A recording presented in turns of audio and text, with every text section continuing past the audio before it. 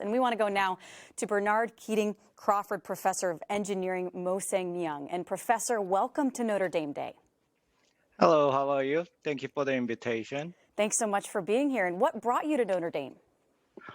Well, let me just start with my background. I think that will help it out, why I came. So my parents and I brought it to U.S. when I was 15 years old to give us some more opportunity for my sibling and live a better life.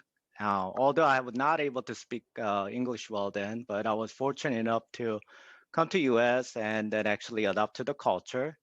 Went through all the higher education at UCLA and had a very successful career at the UC Riverside for 17 years.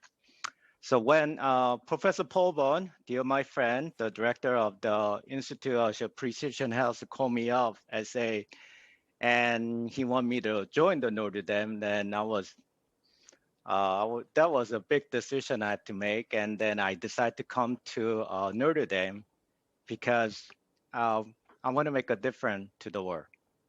So I especially was sold by the vision of Notre Dame and the wellness initiative and institution of precision health that enhance the personalization and individual wellness by transferring my research work into actually a person to help the prevention and diagnostic of the people. Well, you certainly are making a difference. That's a lot of important things that you're up to. And your campus lab focuses on using nano-engineering to enhance everyday materials and devices, from what I understand. And for those of us who are not scientifically minded, could you explain exactly what that means and what kind of research your lab focuses on? So first, easiest way to describe what is my work is actually defining what's a nanotechnology.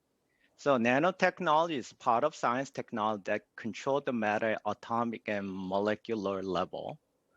And one of the easiest and prime example that people see is stained glass in our Catholic Church, where the color of the glass is controlled by the size of the particle of gold and silver particle that embedded into the glass.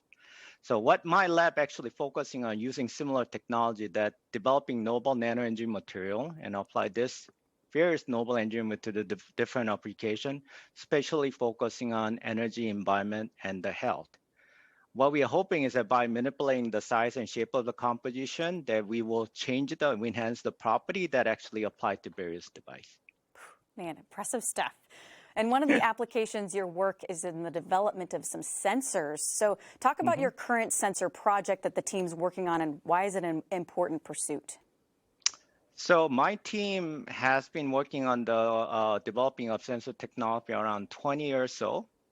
And we are working on basically a different type of format to bring the technology into the daily life. Let me actually share if I can.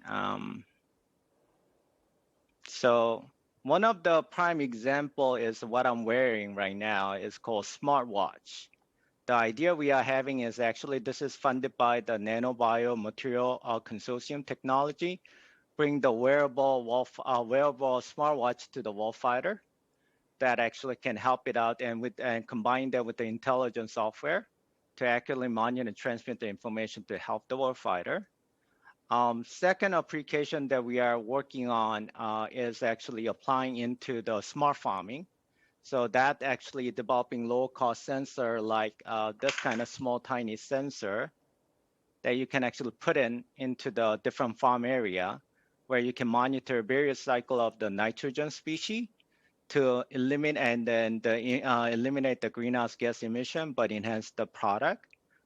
Last project that my group is working is actually not the least, but the most is the technology is developing electronic nose. So this is sort of simple prototype that you see as a nose where we are integrating.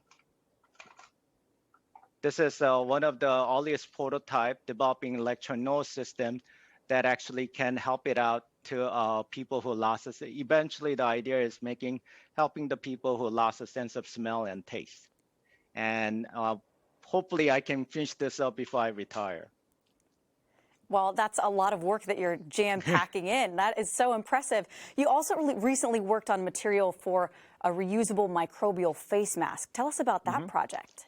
That project is when my collaborator, Professor David Shortney from University of Iowa, and I've been working together to develop next generation of water filter system for about more than a decade. When the current pandemic happened, state of Iowa reached out to us whether we can re-engineer our filter material for the air instead of water.